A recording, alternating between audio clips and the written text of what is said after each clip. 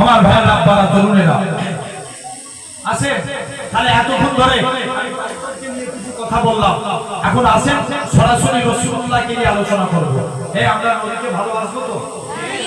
যা নবীর বিরুদ্ধে যদি কেউ কথা বলে আমরা তাদের বিরুদ্ধে এক হয়ে আন্দোলন করার দরকার আছে না নাই? চিৎকার দিয়ে বলা আছে না? সব ছেড়ে দেওয়া যাবে? সহ্য করা যাবে? যাবে না। এই নূপুর শর্মাকে দুনিয়ার মানুষ ছেড়ে দিতে পারে, আমার আল্লাহ ছেড়ে দিবে? জেনে রেখে যান, ইতিহাস খুলে দেখে 2019 সালে ফ্রান্সের এক ব্যক্তিকে আল্লাহ তাকে 21 সালে মেরেছে।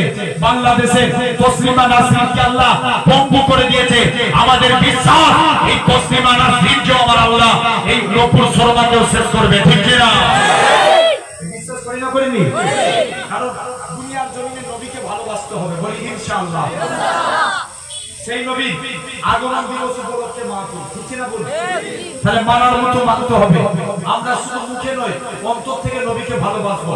জান মুস্তাফার জন্য জান দিতে রাজি আছি আমরা? রাজি আছি? কারা কারা রাজি? নারে তাকবীর, আরো জোরে নারে তাকবীর। আলহামদুলিল্লাহ। আমরা নবীর জন্য জান দিতে পারবো না? আচ্ছা, শুধু মুখে বলছি নবী ভালোবাসবো, নাজাত পেয়ে যাবো না?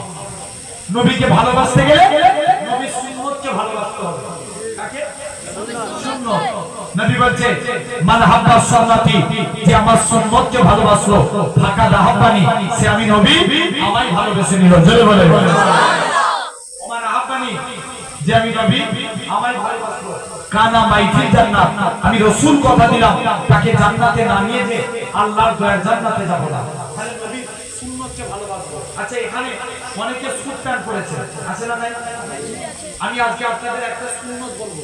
আমরা যদি দিনে একটা করে মানি, বছরে কত মানব? 365টা। মাসে একটা মানলে বছরে 12টা। এখন আমি আপনাদেরকে একটা সুন্নত বলবো। কটা? একটা। আমরা যখন অনেকে সুট করি না,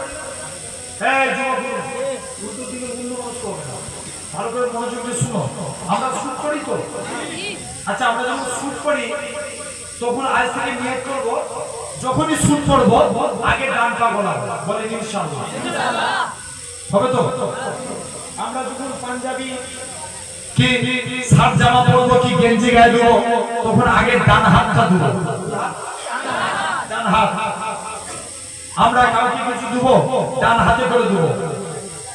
আমরা কিন্তু খাবো ডান হাতে, ডান ডান ডান। কিয়ামতের দিন আল্লাহ ডাক দিবে, তোমরা যারা ডান পন্থী আছো এগিয়ে আসো। কি হয়েছে?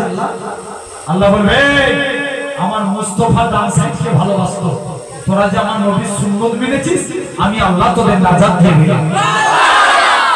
তাহলে আজ থেকে কারা কারা এই রাইট সাইডকে ভালোবাসবেন? একদম আল্লাহর দিকে সাক্ষী রেখে হাত তুলে বলেন। হবে তো নাকি?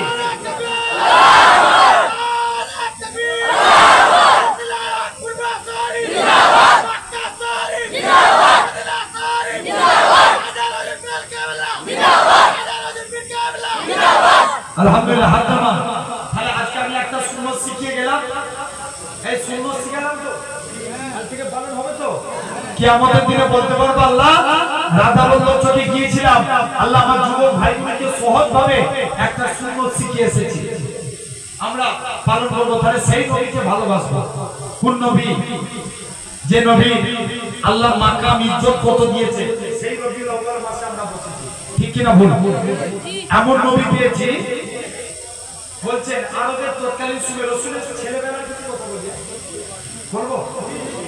আল্লাহ রাসূল আরবের তৎকালীন সময়ে মেয়েদের একটা সিস্টেম ছিল, মেয়েদের একটা সিস্টেম ছিল, স্বামী মরে গেলে কেউ আতর মারতে পারবে না। কি মারতে পারবে? আতর।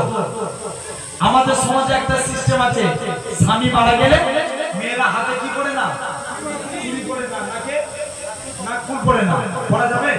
যাবে না, কারণ স্বামীর ইজ্জত এটা। তো আরবের মেয়েরা স্বামী মারা গেলে কেউ আতর মারত না। আমাদের দেখবেন এখন আগে তো আগেকার যুগের মায়েরা স্বামী মারা গেলে অনেক ইজ্জত করতো স্বামীদেরকে। এখন যে সাদা শাড়ি মেয়েরা স্বামী মরে গেলে দেখলো কালারিং শাড়ি, সাদার বাহারি আলাদা। ভুল বলছি না ঠিক বলছি? জোরে বলো।